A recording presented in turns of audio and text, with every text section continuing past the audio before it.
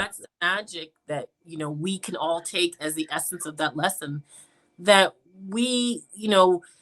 a good life doesn't mean that the life you have is doing exactly what it does. It's just doing it, and you've got to learn creative ways to extract that goodness from it, and still give thanks even when the winds and the hail and the locusts, so to speak, come in your life. And I love that lesson.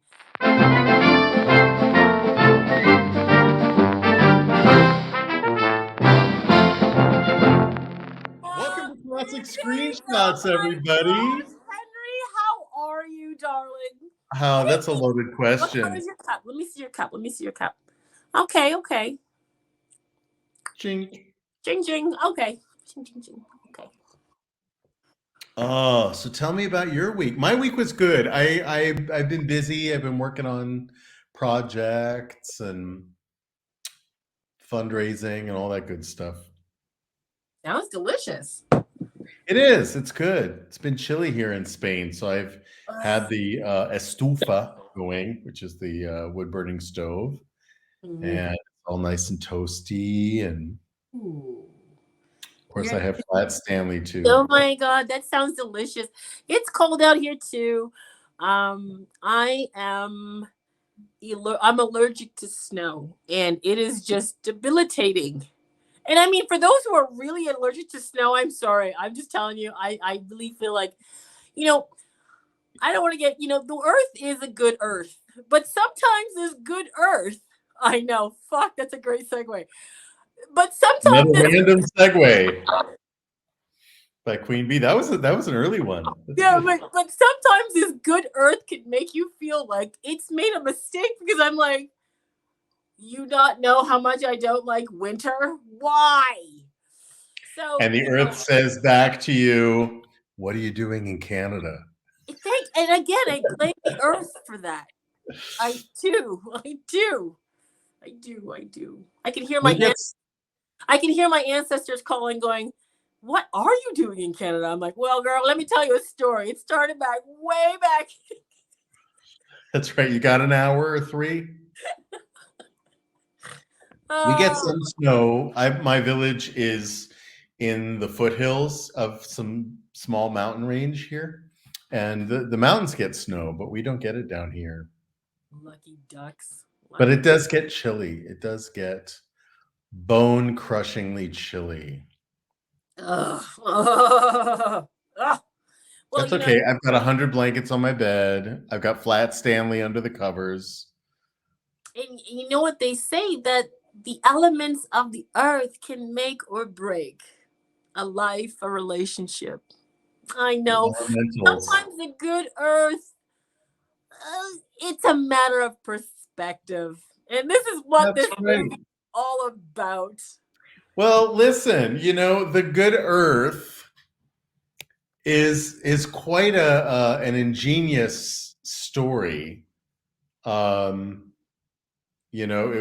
was started out as a book by Pearl S. Buck. Okay. And she grew up, I guess, in China during this period. And so she saw firsthand the things that she describes. And if you've seen the movie, which buffs, we hope you have. If you haven't, the link is in the undercarriage down below. It takes place in the early 20th century, but in a remote part of China where they were still using old traditional farming techniques, and they still had the social order of thousands of years, the lords who lived in the big house, and they still had slaves. And it's really interesting window into that time. And I was really impressed that Hollywood in the 1930s would have explored that world, even though all the main actors, disclaimer alert, all the main actors are Caucasian in Asian makeup. Yeah, that's basically Caucasian Asian. Yeah, it was, I mean, if I were an Asian person, and my mother happens to be Chinese, my grandmother, anyways.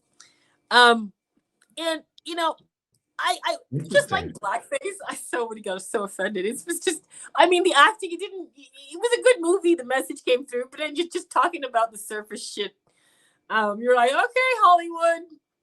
And Yeah. that's where we were. That's where Hollywood was at back in the day. And we've come farther. Yes, there is more an Asian persuasion on the TV now. You can see it Or more. representation The heck of the Asian yeah. persuasion. Yeah, there's more learning happening, and there's more openness. So I mean, besides that, we've come a long way, but it didn't take away from telling the the hardships of of the time of that time of what happened that time and how. And it's the hardships of rural life, and that's universal. And it's a universal story. My theater company one time, we did an original play that was historical fiction that took place at the time that John Smith came to North America, to Northeast, uh, pre-colonial, and in the 1600s, and met with and traded with the indigenous people there. And we were depicting the story, and I was really struggling because I only had white kids in my community who were and had been involved in my theater company. And I contacted professors at universities of indigenous studies. I contacted tribal chiefs in the south of Massachusetts saying, what do I do in this situation? We want to honor and elevate and represent the story accurately, and yet I've only got blonde hair, blue-eyed kids. Right. They said, are they children? I said, yes. They said, so were the children you were depicting. And children are children no matter what culture they come from, no matter where they are in the world. And if you depict them in a dignified way and just really honor their childness, then it doesn't matter what they look like. If they can capture the spirit of childhood, that's universal. I want yeah, I have to say yes. But I do believe that we should definitely, as if we can, history. Thrive. Yeah, Well, and history. to be fair, the studio had wanted to cast this with an all Chinese cast, Right, but found themselves to be limited right, in Chinese talent at that time. right. The theater, I'm sure, was not open door. I mean, this was at a time not long after it was illegal not only to marry somebody of a different ethnicity, Right, but also to represent on the screen a mixed marriage. right. And so when the world famous siren of silent film, Anime Wong, who was Chinese, auditioned for the role, they turned her down Right. because they were still very nervous about a Chinese actress and a white actor, even if he was in Chinese makeup, how that would be received. Mm-hmm. And they offered her the role of the mistress. Mm-hmm. And she's like,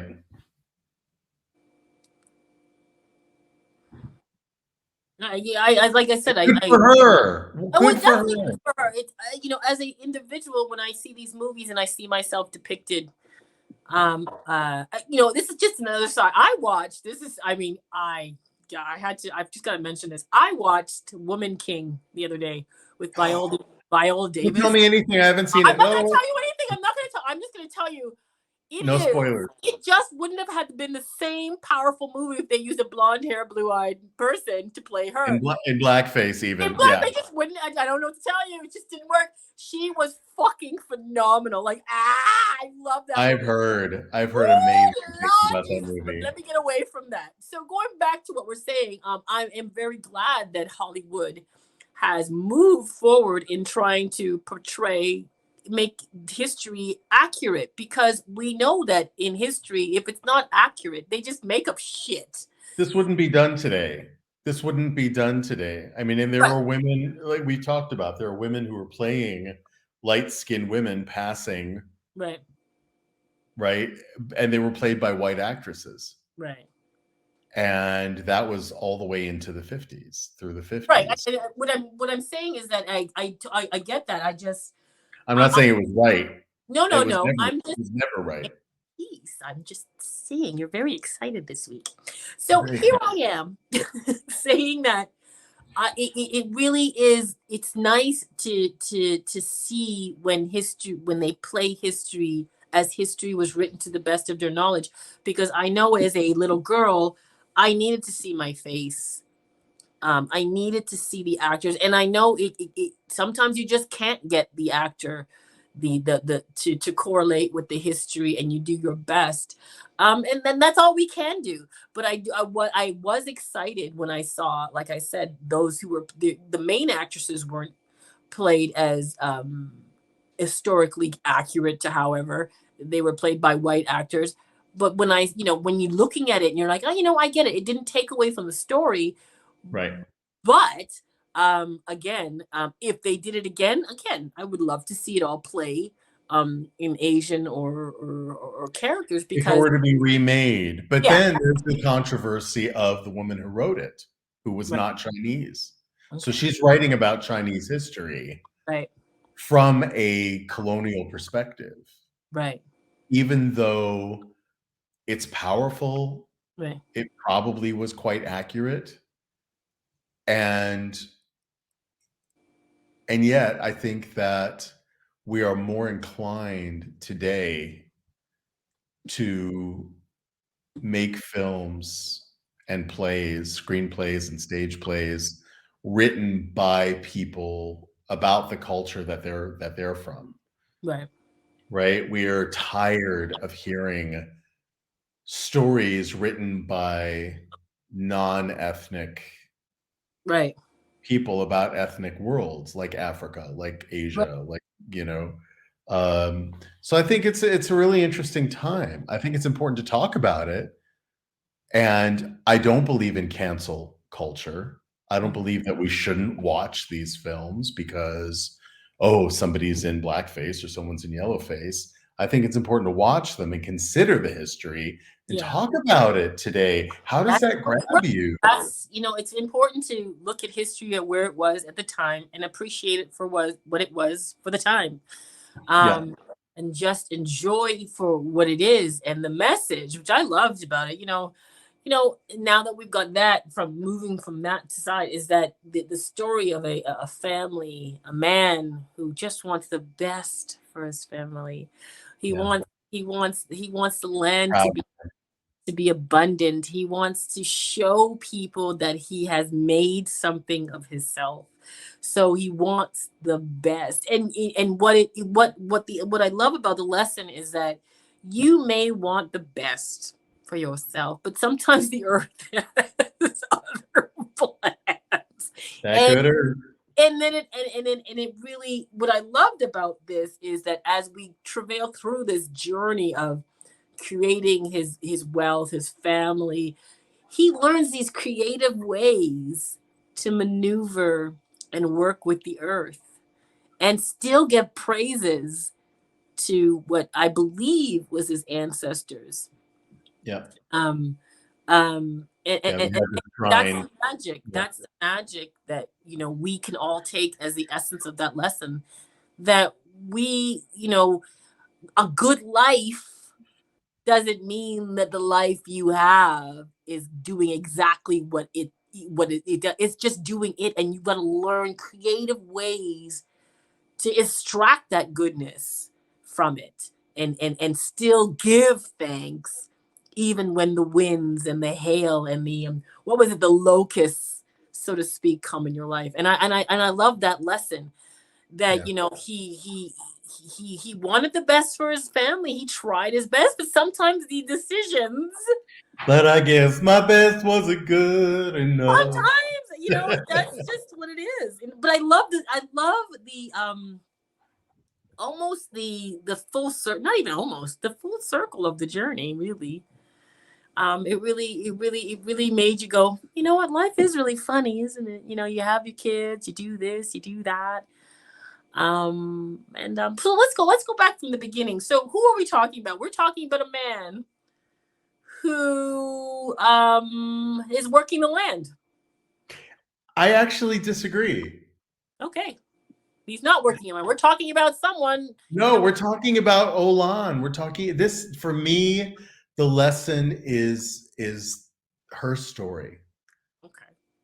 The wife, the woman who became his wife, and her name is Olan, and she was a slave in the big house and of the nearby city, or the city that was closest to their rural community, which I guess was pretty far, right? Because they keep talking about the north, things that are going up in the north, and that's where the farm is. Right.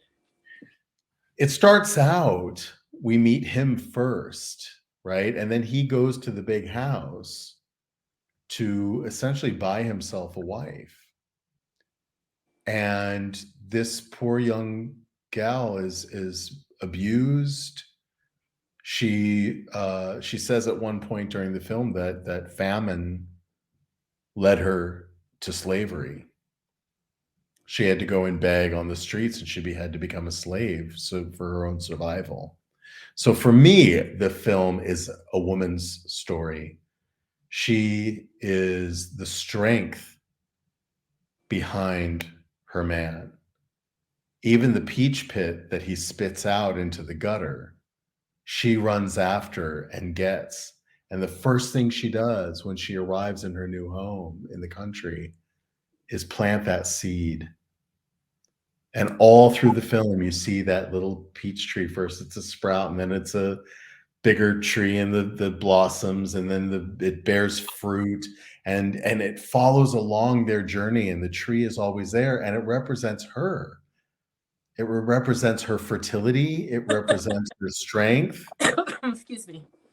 right? In spite of the odds, in spite Right. of drought, in spite of famine, in spite of all the things that they experience, locusts, through this movie. Right. And those locusts, by the way, that scene, they could not figure out how to make a locust swarm look realistic. Right. And they were about to scrap the whole part of the movie. And just when they had decided to scrap it, which is such a pivotal part of the film, it's so integral to the story. Right. They heard that not far away where they were in California, there was a locust swarm, and they went and they filmed it. That was real. That was not CGI. That was not animation. That was a real locust swarm. Right. Isn't that amazing? I do. I think the whole movie, like I said in the beginning, we see a man who's working this land, and Yeah. he has to he has to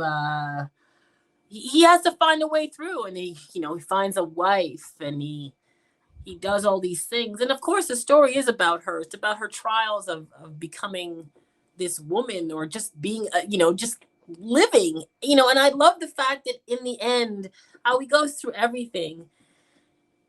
For me, he just realizes I could have never done this without you. Like, I never could have. Like, I mean, I thought. Well, he even said, doesn't he say to her, "You are the earth"? Right. He goes, I She thought. is the earth. She is the earth. So that the good earth is not the earth. It's not Mother Nature. Mother Nature's a bitch. Right. But the He's, good earth is her. She's the good earth. and then you She's find that the, out later, but as he yeah. goes through, he really thinks this is all about him. Well, And as a lot of men do. I think there's that we're raised as men to be prideful and to define ourselves right, by what we have and by our achievements. And that if we haven't achieved as much as the next guy, it's this whole competitive thing that I'm sure in Chinese culture was even that much more pronounced. right, At that time, the gender roles were so specific. The man is the provider, the woman is the servant. right. The woman bears the children, the woman raises the children. Right. The man works the earth, but you know what? She was out there working at his side in rain, sleet, locusts, everything, wasn't she? Even when she was about to drop a baby. Yes. And so as I'm continuing, he says, he realizes that a lot of this he can't do on his own. Right. He tries to do it on his own. He tries to just put her aside and do it on his own. And then a lot of us could come through that message realizing that you don't do anything on your own. You really truly don't. Even when things are going awry for his field, and like you said, the scene with the locusts, he realizes that his son, who went ahead to learn some education, University, yeah. has now come back with such a wealth of knowledge. And even though at the time when he's gone, his sons are gone, he was never alone. Everything was conspiring to make him and Right. make this successful, from down to his sons to his wife. And then she has her own story, and how to become. She creates a space for herself, because in the end he was like, I don't really need you, but she's like, girl, brother, man, you need me. This is how much you need me. This is what I'm going to show you.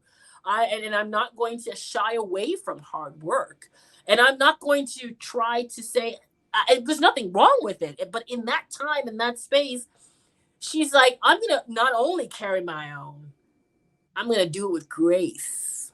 I'm going to And without I'm going to do it playing, with style. And without she complaining. when she has that baby, I love when she has that baby, because again, it's not wrong to ask for help, girls, ladies. You now need help.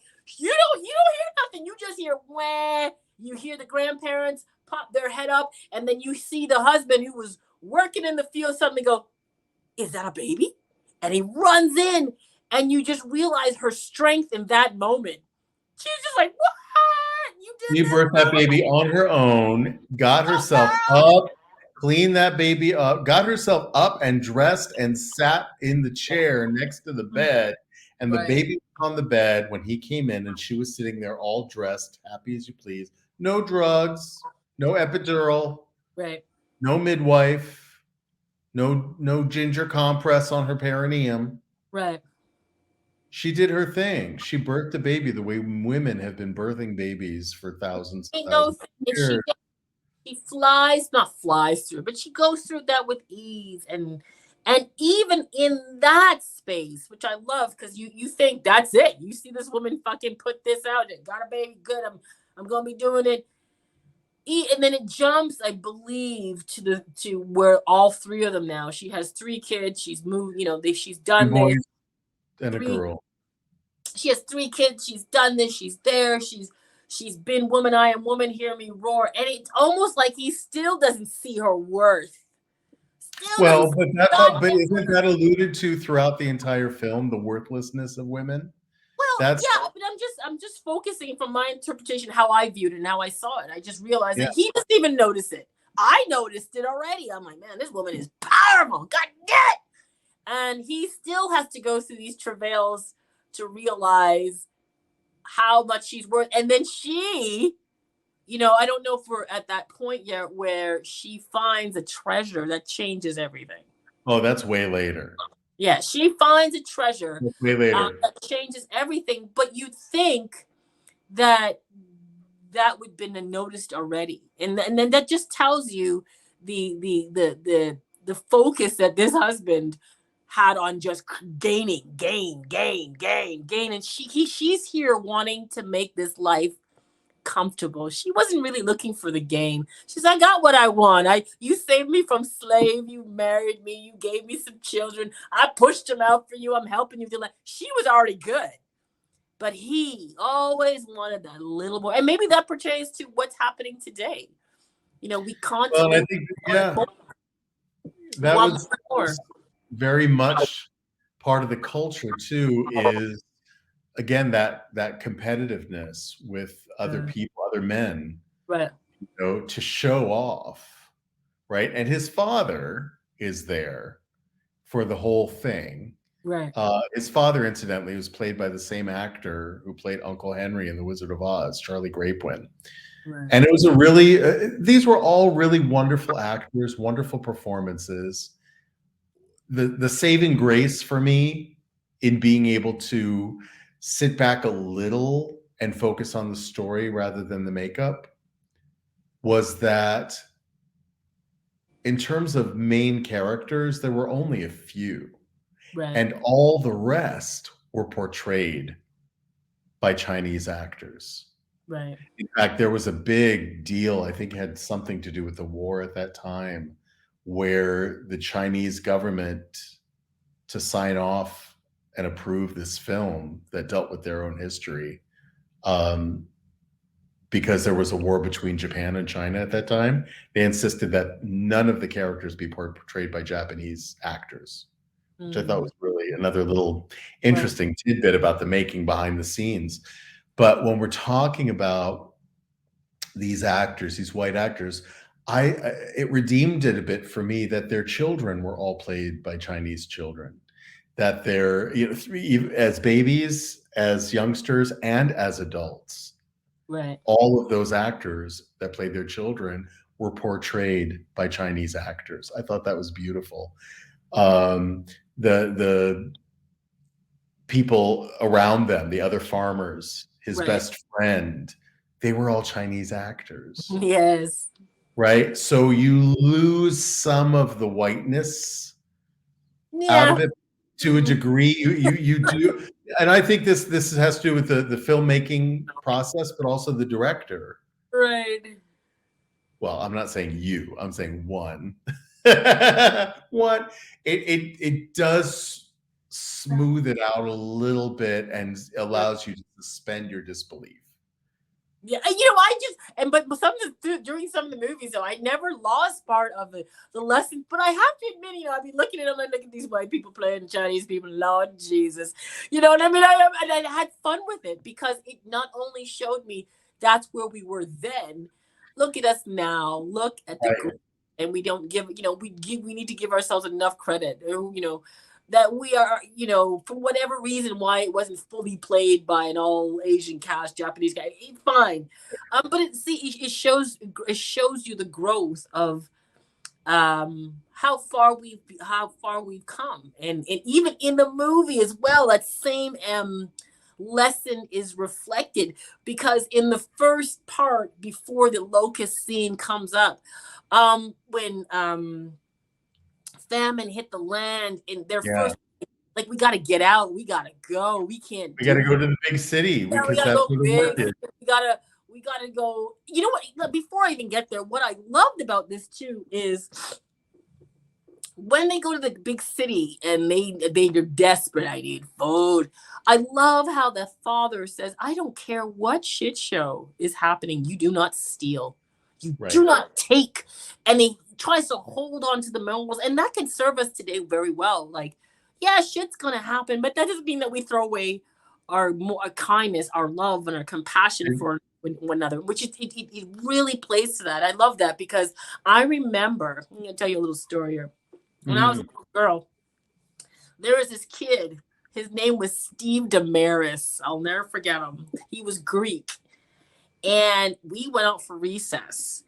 And If you're listening, I went to school in Scarborough, Ontario, Core Virginia Public School in Canada. And Steve Damaris was out for recess.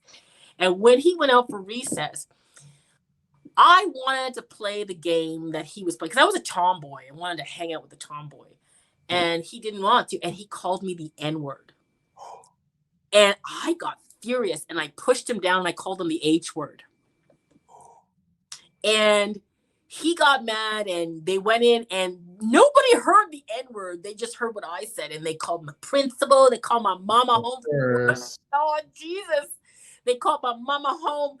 And I was very proud of myself because I defended myself. That's right. And my mama looked at me and said, "You made me come home?"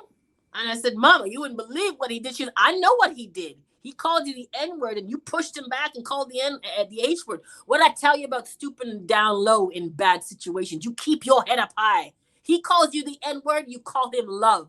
You understand me?" And I went, "Oh." And it reminded me of that situation that even when shit is going on around you, never lose the core of who you are. And don't compromise your virtue. Don't compromise your virtue. I mean, I don't know if she was teaching me that, but she taught me that, don't lose the core of who you are. Yeah, it ends up boiling down to that. But she was just telling me, no, you don't stoop to that level, ever. Shit's going to happen. Every time bad stuff happens, you're going to lose yourself. I was like, Mama. And I learned, and that movie part reminded me, that hard lesson. And I got my ass whooped. Just like that child. Yeah, because he stole meat. He stole he some stole. meat from an old lady or something. And he did not like it. He's like, we do not steal. This is what we're going to now. And he got really angry. And the woman, which I love, there's a woman, she doesn't care, but she's like, he takes the meat out of the pot and he goes, we do not steal here. He throws it away. Yeah. And then she looks back and she just goes, yeah, that's fine and dandy for you, brother man, but we eating tonight. And she puts it back in the pot. And that shows her strength. She's like, yes, there is a line. You're right. We probably shouldn't steal, but it's done. So, It's so, eat the protein. It's funny. I love that part because she just says, yeah, that's great, but we gotta eat. So you can take your morals. You can, I need to eat. So I love that part because she had this realness about the situation. Well, and that's what I was going to say. That's the other redeeming quality is that the characters in Asian face, in Asian makeup, they were not playing caricature. Right. In the way they spoke. I mean, they didn't mask the fact that she had a thick German accent. Right. Right?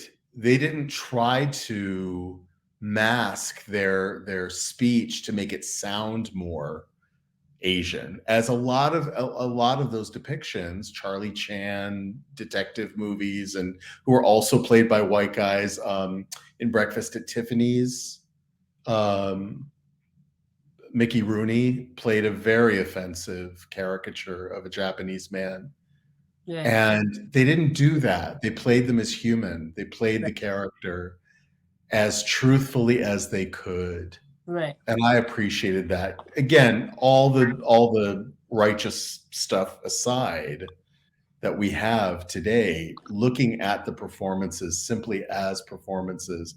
Was it right? Was it good to do? No. By our modern standards, absolutely not. It's unacceptable. By that time standards, I think it's unacceptable. But the fact is, that's where Hollywood was at the time. The fact that they didn't make them into caricatures and really created a sympathetic, multidimensional character, she won the Academy Award for that portrayal. For good reason. I thought she did she carried that movie. He was all bravado and he was all ego and everything else, but the character had redeeming qualities.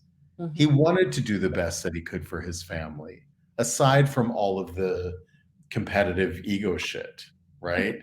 Yeah. He wanted to do what was right by his family. He had integrity. Yeah. And when they were in the city, there was a revolution. There was a rebellion against this. This was a pivotal time in Chinese history where, very similar to the French Revolution, the people who were starving and the people who were poor and struggling saw the immense wealth of the hierarchy and the lords and so forth in the big house, and they rebelled and they stormed the big house and ransacked it down to the last paint chip. Do you know how many people were in that scene? How many extras? 1,500 extras. I mean, and it looked it, right? And they ran over top of each other, getting everything that they could. And those that were caught were shot up against a wall. Mm-hmm. Right? And she was trampled by the mob. That's very interesting. I and that as again the lessons, like, this is why we do it, because the movies and that we pick, the lessons are definitely not, they're relevant for today. And here she really does get trampled boom, step, boom. And when I look at it, in life, you're going to get trampled. But in that trampling, if you look where you're at, you might find that nugget, that little bag of jewels. That little bag of jewels that you can take with you and go, well, it was worth it. My ass got kicked, but and she got up. And you know what I love? It was almost like, I don't see her even complain. She just got up a bit, shook herself off, okay. I almost got killed. That's great. I had 3 ribs broken. Yeah, I got 3 ribs broken, but I'm gonna go home because she saw the worth in it. She saw, well, I see what the universe is doing. She really understood the ebb and flow of life. Yes. She really understood that nothing was happening to her but for her. She knew this. And that's gorgeous, just gorgeous. That's something that can't be taught. That's something that I think, especially, it's underrated in the world, but a woman's intuition, especially, I think, is one of the most powerful forces in the universe. Right. If women and men, but in this case, we're talking about women, were given permission and guidance from an early age to know what that feeling is, to know what that intuition means. If only. Right? And to trust your gut. But in spite of the culture, in spite of the fact that women were not valued. Right. If you had a girl child, might as well put her in a sack and throw her in the river. That's what they used to do back in them days, women child weren't as good as a man child. And it's interesting, even aside from the story, even now we're learning to really admire and hone our feminine skills, our feminine power, and the value of that. And that we don't need to be discarded aside or seen as a lesser sex or what did I hear the people say? Mansplain. I just love that word. Mansplaining. We don't need all that. We can do it. And and this movie was such a testament to feminine power. Like, it was just, it was pretty, oh God, and I love the actress, because even though, as you say, from your perspective, you believe the movie was really about her, I really was seeing from the male perspective, because I really thought it was about how this man really thought it could do it all as his own, and realized we're here together. The good earth is good earth when we're together. It is a good earth when it was together. When you're fighting it on your own, it's just earth. It's just earth. It's just earth. But when we're working together to make something, a harvest, it's good earth, and we can see the beauty in that. And that goes to his relationship with his sons. That goes to his relationship with his best friend. Remember, who he comes back and he throws out of his house. Yeah. Right. And then when the locusts come, he shows up, because that's what you do. Yeah. And you work it together. I think you're absolutely right. Togetherness is another huge lesson of this, not only in a relationship, but in all your relationships. In all your relationships. With your neighbors, with your friends. What I do like too is that how they blend not only the togetherness of human consciousness, working together they blend education with experience, with knowledge. So the son goes out, gets a piece of information. I'm learning, great. Father is working the land, and he knows what the land is like. He's like, this is what the land does. And he's about to give up when someone runs in and says, guess what? Locusts are coming. He's like, man, let's back up. Let's get out of here. And the son's like, no. I learned. Let me show you what we can do with knowledge and education. And I think that's the balance we're missing today. I think we've overrode that and just went, just knowledge. I mean, just education. When there's still the mastery of land, and the mastery of earth, and what it can do should be very gently, gracefully put together. And I think we can, as I said, an aside, the earth can be a good earth again, at least viewed or labeled as a good earth, instead of, it's harsh, it's challenging, climate change, blah, blah, blah. Well, but that's our task. Our task is not to master the earth, I don't think. Our task as I humans. believe. See, I disagree with you. I think it is. I think it is. I think well, we can agree to disagree. I know. It's But I believe that the earth is the master, and it's our deal. With us or without us, the earth will go on. Yes. The earth does not rely on humanity for its existence or its sustenance or its future. We, however, rely on the earth and the health of Mother Earth for our existence.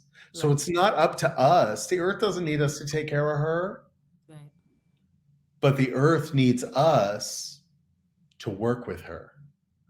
The earth needs us to handle whatever she's going to dish out. She's communicating with us all the time. She's saying, you're messing up. This is what COVID was about for me. Right. It was Mother Earth saying, go to your room and think about what you've done to me. Mm-hmm. Think about what you've said. Think about your actions and your thoughts. Right. Go to your room. Go into quarantine. I'm going to go get my nails done. I'm going to go have a spa weekend. Right. And you know what's interesting is that within a couple of days of quarantine, here in Spain anyway, the bird song was amplified more than I've ever heard in my life. I would stick my head out the door to get a breath of fresh air, and the birds were amazing. And that was a reiteration for me that the earth is fine. The earth has always been fine. The earth was fine for millions of years before we showed up. Right. We're the virus. We're the plague. We are the locusts. We need to work with the earth, not lord over it or master it. I have heard that we're the virus, and I do believe in order to master, to overstand even a sickness, for instance, a work, a job, an education, and we must master it so we can improve it, we can live with it, we can overstand it. And when we lack that passion to say, okay, what is this that we're standing on? It's earth. Okay, well, what can we do with this earth? What can we do? Let's look at this. And I think that's where the mastery comes in, just to go, okay, earth, when you put a seed in it, it grows. Okay, so now we don't have to harm the earth because we understand what this earth can do. So we've mastered that aspect of it. So we know that when we put something in her and we put some sun on it and water, we grow. Okay. And I believe that we're meant to work with her. And the earth doesn't need us by anything. Just like, according to the world, men don't need women, women don't need men. But when we work together, we become a bigger and brighter couple. Right. Do better things together. So when I say mastery, I say we need to get to know her. And getting to know something is really truly mastering it, not taking over it. And I don't mean Lord and Shepherd over it and go, I am master. We're both masters. We are gods within ourselves. And I believe the earth is that representation of all we can be. But we've got to learn from her. We've got to we've got to be a part of her and not fear her, and love her. And so, there are so many ways to look at how we can be better stewardess of the earth. And, I love how you say, no, the earth, I love how you said the earth doesn't need us. No, but she might want to go and do her nails, but we got to trim the hairs. We got to make her look good. We've got to make sure she's looking right in the right place. A womanscape. Get damn straight. The mastery, truly, the mastery is over ourselves. The mastery is over ourselves. It's knowing ourselves, knowing what we're capable of, knowing that we can plant a seed and a peach tree will grow. She was always the master. Yeah. Right? When you think of the term master, right, it's not necessarily one who lords over another. A master is also somebody who's a teacher. Yes. Right? And a wisdom giver. And in that sense, I also think that humanity has a lot to learn from nature, from the earth. The earth is our master, our teacher. All we have to do is take a walk in the woods, sit by the ocean, and learn and Right. absorb, right? I think that if we're working symbiotically with the earth, and especially farmers and agriculturalists, the fact that this man, with the help of his wife, was able to elevate himself to a point where he could advance, and because she found that bag of jewels and was in the last minute, the universe rescued her and said, "You're okay. Keep the jewels. Go improve your life." He was able to buy more land. He was able to buy the big house, move into the big house. And what did she always insist when he talked about his dreams of improving their life and having slaves and all that? No slaves. She said it from the beginning. Right. No slaves. Right. And then he went off and got himself a second wife. Yeah, it's almost something. It was like, girl, why did you have to go find those jewels? Look what you did. Look at the greedy old bastard. You're like, man, but All she wanted were those pearls. I love how she was so humble through the whole thing. I loved it. I mean, she was, she was definitely epitome of that's why you don't fight against the earth. You work with her. She accepted so much and did so much despite all that. She was Wasn't happy about, yeah. an example, a shining example of how she mastered all that way of living. Like, no, don't push. It's okay. No. I just no. I'm good. No. She really just, and I love that about her because that's part of the lesson that, that's why a lot of the challenges come because we fight so many things, and she just kind of just went with it. She went with the flow of everything, like everything. She went, like, even in the beginning, like you said with the peach thing, she didn't how dare you throw a peach in the ground. She just went, oh, okay, oops, look what I see, and she And picked he up. noticed. Yep, she picked it And up. he noticed all the way through. There were pivotal moments all the way through the film where he acknowledged Right. what she had done, Right. where he thanked her. He said, you have changed our lives. You have done, what do you want? He does ask her that. And all she wants are 2 little pearls out of that little bag of jewels. And he gives her the 2 pearls, and she just wants them so that she can take them out and admire them and acknowledge and validate her part in it. That was her little moment. And then he got this wife number 2, Right. and he took the pearls back and gave them to her, put them in earrings and gave them to her. Right. And you So could see all the how that hit her. She didn't have to speak. You could right. see all the pride drain out of her when he So took the pearls. so she has this peach, and this peach thing, and she's so sweet about it. She doesn't fight the energy. She just takes it and she plants it, and then it's almost that she shows that, you don't have to fight to allow life to go. You can just go with the flow, and then this tree becomes a, what do you call that? It's like a pivotal point throughout the movie, and you see the growth, and where the tree grows, she grows, or they grow, Yeah. and that's what I like about that, because the seed is her. On For me anyway, the seed.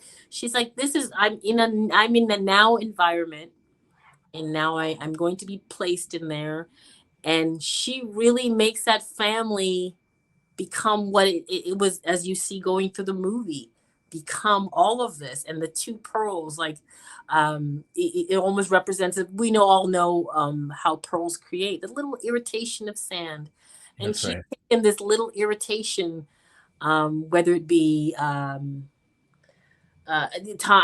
think it's, yeah, after the little irritation, which was be famine, which would be Irritation. yeah, the family, the dog, the baby that she couldn't keep, the Right. all of these little irritations turned into these pearls, and I don't know if that's what it represented for her, but it did represent to me that, it's a reminder that I went through some shit, but it still turned out pretty beautiful. You know, Well, and in the end, she gets the pearls back. I mean, I mean, granted, it takes, you know, his youngest son having an affair with his wife number two and everybody knowing about it but him. He's so blind by his pride, right? And then he figures it out. He comes in, there they are, and beats his son to a pulp. right. But even they're able to redeem their relationship later on. You know, when it came down to the locusts, right, and the destruction, and even the famine, the little girl, their daughter, who was just a baby at the time, she stopped crying at one point from hunger. Oh, you know what? She, Yes. she had brain damage Right. because of it, and I love that moment where she says about her daughter, she only knows Disability. happiness. She only That's knows happiness. what a you know, yes, there's a bittersweet side to that. The disability is she does knows know how, you know, she Well, knows. the fact that she was a girl and they didn't kill her Yes, you know. because A, she was a girl. Jesus. Whoop, whoop, whoop, NEM, here we go again. Woo, woo, woo, woo. I love that her disability, like how they explain it out, and I, you know, I love the fact that anybody who can take anything and turn it into this beautiful thing. And I never saw that. Like I never looked at it that way. And I've been blessed to work with kids who got disabilities. Yeah. And I've never really saw it that way. I'm like, yeah, I guess so. Like, okay. I never thought of it that way. And only a mother love could see such a thing because she's in such a beauty that she doesn't see anything else. And even with her, even when the husband makes a decision to do things, she just watches him until he has the grace and the common sense to figure out that I don't think that's the bad idea. He figures it out. He does. And she trusts that he will. And that's the essence of a loving relationship. Trust has to be there even before love. Like, yeah, he'll figure it out. But my job and my journey is to have my experience and and live my life, so I could, you know, and even if my life causes irritation, I still have to become a mother of pearl. A mother of pearl. Oh my gosh. You know, I heard a lecture recently, an interview with a rabbi. Right. I grew up Jewish, and half the stuff he was talking about, I never heard growing up. But what he was talking about in terms of the role of women in Judaism is that they are the most important out of everything. Women. Okay. Women. And there's a lot, and I expect, and I have a lot of Muslim friends, and I expect it's a very similar thing. They both sort of spring from the same watershed. That women are to be elevated and respected and honored for their ability to gestate and birth the next generations of human beings. None of us would be standing here if it weren't for women. Generations and generations of women. And so you know, he talked about, because one of the interviewer was asking, well, what about women rabbis? What about women doctors? What about women? Because isn't there sort of this taboo about women being elevated above men in terms of being a business person or earning the most money or whatever? He said, does owning a business make you more of a man? Right. No. You know, does it make a woman more of a woman? Right. To own a business? No. So what's the conversation? It doesn't matter. But what matters is that women have this role and this capacity, and not every woman chooses to have children. Right. Which is fine. But the women who do, who feel called to have kids, they're also raising these kids and hopefully raising them well, hopefully loving them. Well, yeah. Not, but that's why I say hopefully, because I know that's not always the case either. You know, there are women who birth babies who have no maternal instinct.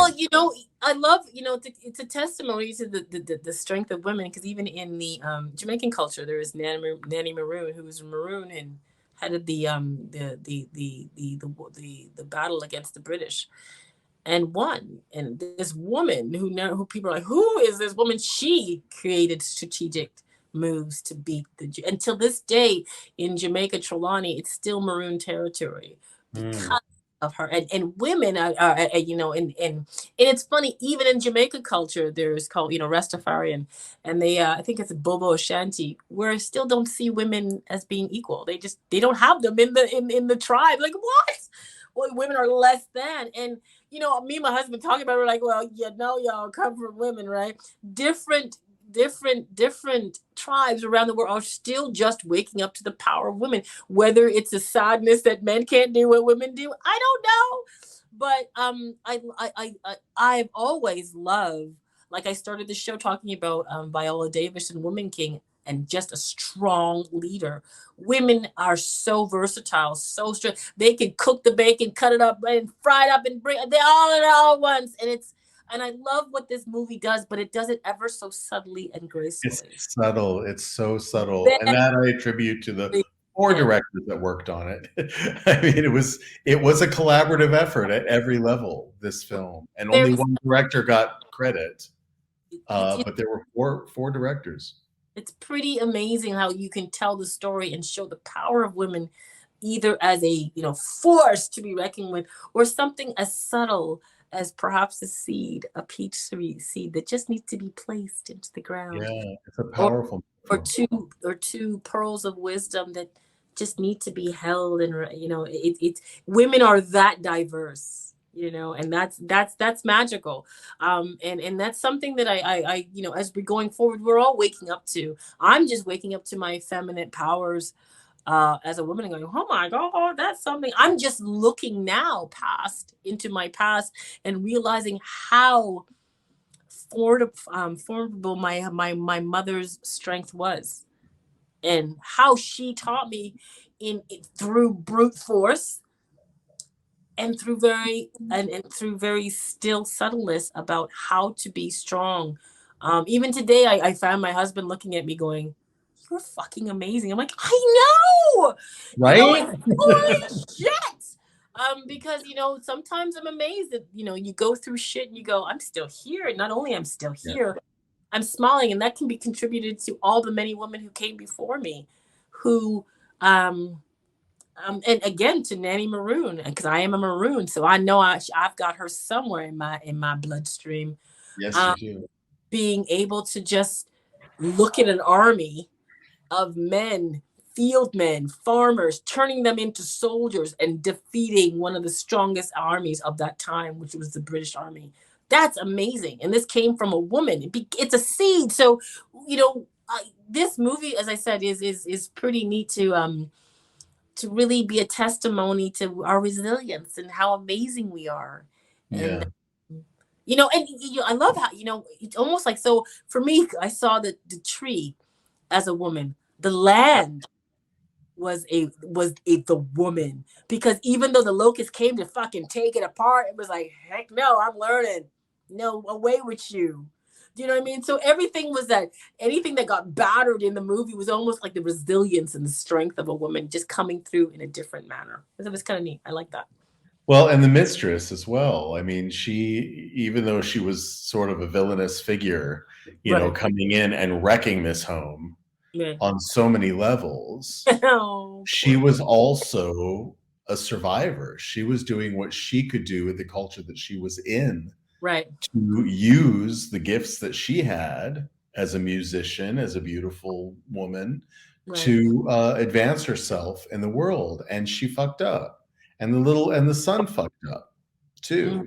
I mean, they did. And the other part of this story, the message for me, is redemption, the power of redemption, how it can get as bad as you can imagine, And still, in spite of all of it, people can come back together and Um, recognize what it's really about, and that's love.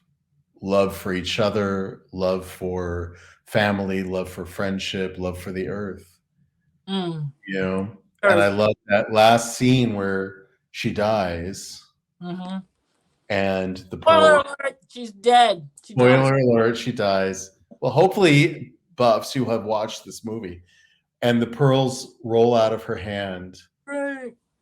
right? And she lets them go almost like they're seeds that are going to be picked up by the next generation. Who's going to receive those pearls? We never know. Is it going to be his son's new wife? Yep. You never know.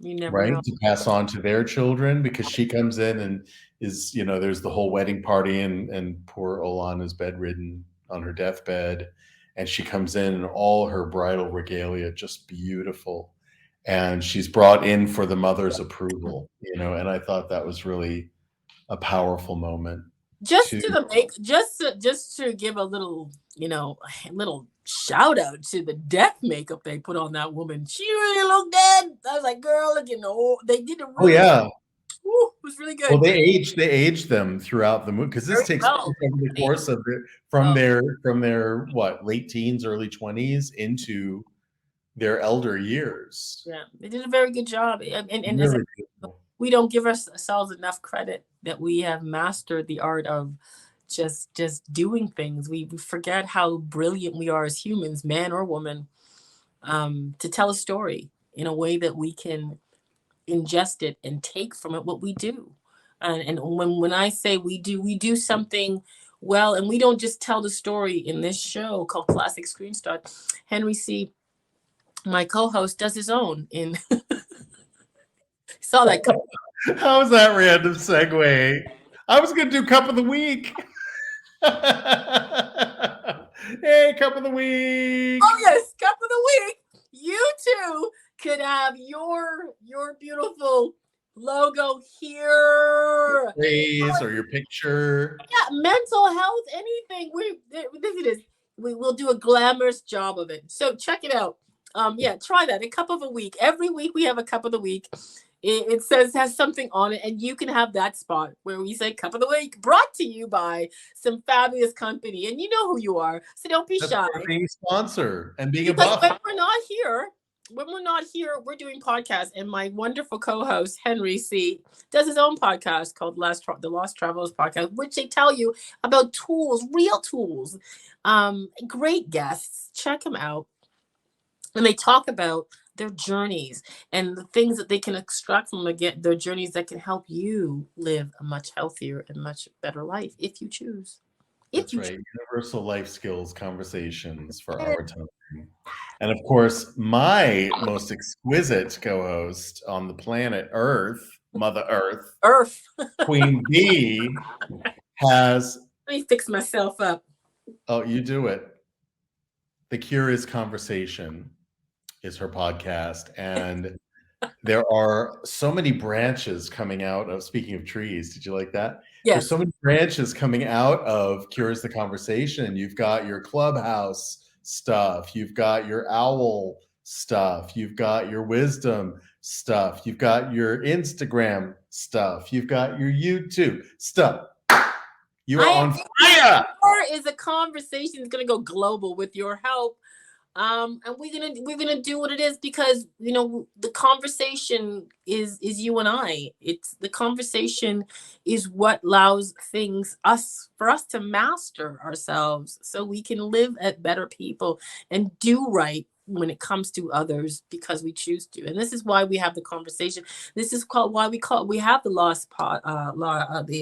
Lost Travelers podcast, because what does that say? Not all who wander are lost. That's right. Um, All who wander are lost, but we are all lost right now. We're all lost, and in that sense, we're all pioneers. Pioneer. This Yeah. is an uncertain future for everyone. Nobody knows what tomorrow's going to bring. It could be some whole hoopla that's going to happen tomorrow that we had no idea was coming. Well, And so that's a mark of our time. Let's hope for good hoopla, but we're not shying away of the other hoopla. I'm just saying. Well, I want to say thank you for those who are listening and watching. I appreciate love what you're doing. In this movie, support us. There's a little bell you can subscribe, and then you'll know when we're on, when we're up to our great conversations. You'll know, and you won't miss it. And yeah, and not only that, you will learn what the next week movie is, and you'll also learn our insights, because you know what, we movies impact our lives, and we should take the time and space to really look at how they impact our lives. And this is what we do. This is what we aim to do here. So, thanks for watching. Thank you, all of our buffs, for sticking with us. And do comment down below. Be a part of the conversation. Was there something we missed in this conversation after you watched the movie? Was there something you took away from it? We want to hear back from you. This is a part of the conversation. You're part of it.